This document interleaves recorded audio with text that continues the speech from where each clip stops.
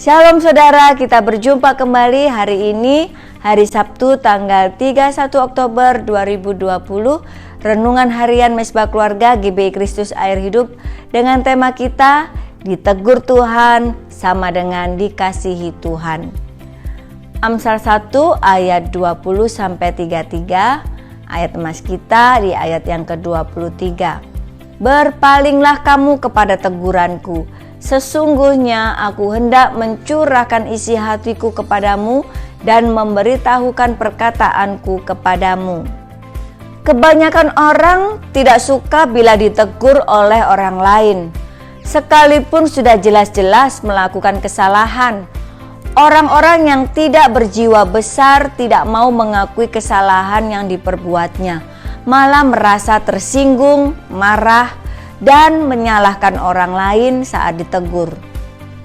Banyak di antara kita yang ngambek dan kemudian mogok tidak mau beribadah, malah pindah ke gereja lain karena merasa tersinggung dengan teguran firman Tuhan yang disampaikan hamba Tuhan di atas mimbar. Apalagi teguran tersebut berkenaan dengan dosa. Saudara, jika Tuhan menegur kesalahan atau dosa yang telah kita perbuat, seharusnya kita bersyukur dan berbahagia. Kenapa? Karena teguran Tuhan adalah bukti bahwa Tuhan sangat memperhatikan dan mengasihi kita. Terkadang tegurannya memang keras dan menyakitkan, tapi bertujuan mendidik kita. Hai anakku, janganlah anggap enteng didikan Tuhan, dan janganlah putus asa apabila engkau diperingatkannya, karena Tuhan menghajar orang yang dikasihinya dan ia menyesa orang yang diakuinya sebagai anak. Saudara, adakah seorang anak yang tidak pernah ditegur oleh bapaknya? Tuhan menegur kita supaya kita tidak tersesat dan menyimpang jauh dari jalan-jalannya Tuhan. Sebab menyimpang dari jalan Tuhan berarti sedang berjalan menuju kepada kehancuran dan kebinasaan.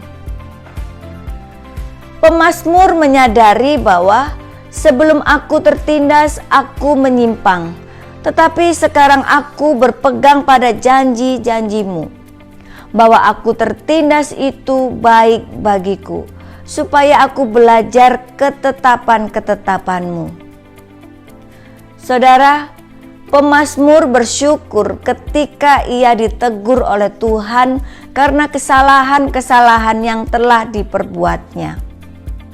Mari saudara, milikilah respon hati yang benar saat ditegur Tuhan. Teguran Tuhan menjadi kesempatan untuk kita meminta pengampunan Tuhan dan berkesempatan memperbaiki diri. Teguran Tuhan selalu mendatangkan pemulihan. Saat kita mengakui kesalahan, memohon pengampunan, Tuhan pasti menyatakan kasih-Nya dan memulihkan keadaan kita. Teguran Tuhan bertujuan mengoreksi hidup kita dan membuat kita semakin peka rohani. Renungkan firman Tuhan hari ini dan bersyukurlah, dan jangan sekali-kali memberontak bila ditegur Tuhan. Tuhan Yesus memberkati.